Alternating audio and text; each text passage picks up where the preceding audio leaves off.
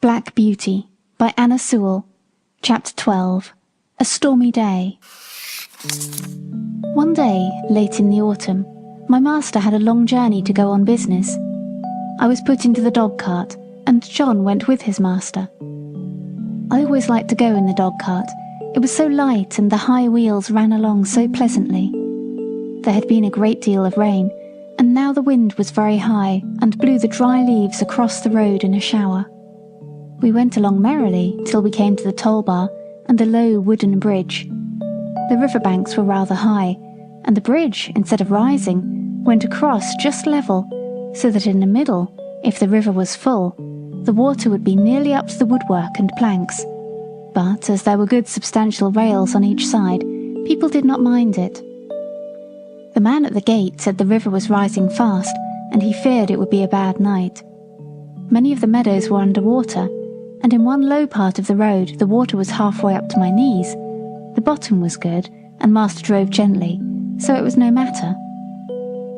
When we got to the town, of course, I had a good bait, but as the master's business engaged him a long time, we did not start for home until rather late in the afternoon. The wind was then much higher, and I heard the master say to John that he had never been out in such a storm, and so I thought, as we went along the skirts of a wood, where the great branches were swaying about like twigs, and the rushing sound was terrible. "I wish we were well out of this wood," said my master. "Yes, sir," said John. "It would be rather awkward if one of these branches came down on us." The words were scarcely out of his mouth when there was a groan and a crack and a splitting sound, and tearing, crashing down among the other trees came an oak torn up by the roots, and it fell right across the road just before us. I will never say I was not frightened, for I was. I stopped still, and I believe I trembled. Of course I did not turn round or run away. I was not brought up to that. John jumped out, and was in a moment at my head. "That was a very near touch," said my master. "What's to be done now?" "Well, sir, we can't drive over that tree, nor yet get round it. There will be nothing for it but to go back to the 4 crossways, and that will be a good 6 miles before we get round to the wooden bridge again. It will make us late, but the horse is fresh." So back we went and round by the crossroads, but by the time we got to the bridge it was very nearly dark. We could just see that the water was over the middle of it, but as that happened sometimes when the floods were out, master did not stop. We were going along at a good pace, but the moment my feet touched the first part of the bridge, I felt sure there was something wrong. I dare not go forward, and I made a dead stop. "Go on, Beauty," said my master, and he gave me a touch with the whip, but I dare not stir. He gave me a sharp cut. I jumped, but I dare not go forward. "There's something wrong, sir," said John, and he sprang out of the dog cart and came to my head, and looked all about. He tried to lead me forward. "Come on, Beauty, what's the matter?"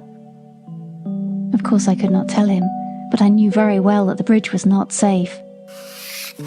Just then, the man at the toll gate on the other side ran out of the house, tossing a torch about like one mad.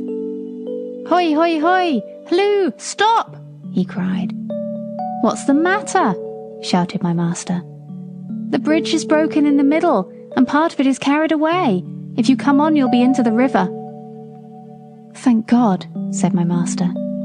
"You beauty," said John, and took the bridle and gently turned me round to the right-hand road by the riverside. The sun had set some time. The wind seemed to have lulled off since that furious blast which tore up the tree. It grew darker and darker, stiller and stiller. I trotted quietly along, the wheels hardly making a sound on the soft road. For a good while neither master nor John spoke, and then master began in a serious voice.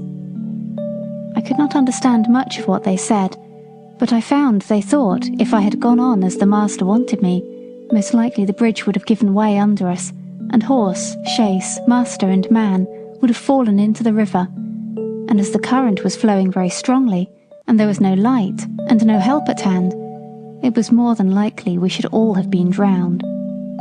Master said God had given men reason by which they could find out things for themselves, but he had given animals knowledge which did not depend on reason, and which was much more prompt and perfect in its way, and by which they had often saved the lives of men.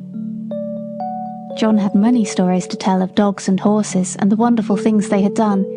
He thought people did not value their animals half enough, nor make friends of them as they ought to do. I am sure he makes friends of them if ever a man did. At last we came to the park gates and found the gardener looking out for us.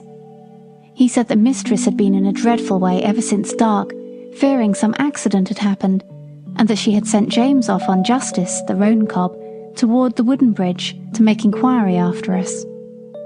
We saw a light at the hall door and at the upper windows, and as we came up, Mistress ran out saying, "Are you really safe, my dear?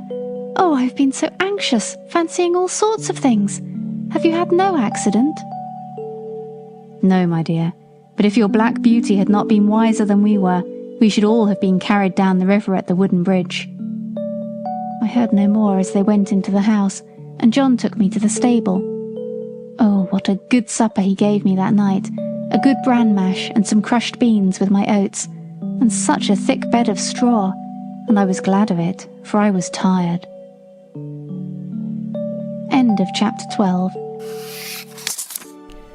Thank you for listening to Relaxing Story Time. If you've enjoyed this episode, please feel free to share it. Also, make sure to subscribe so you don't miss out. Be sure to check out our other videos. And always remember, it's important to take time to relax, imagine, and dream.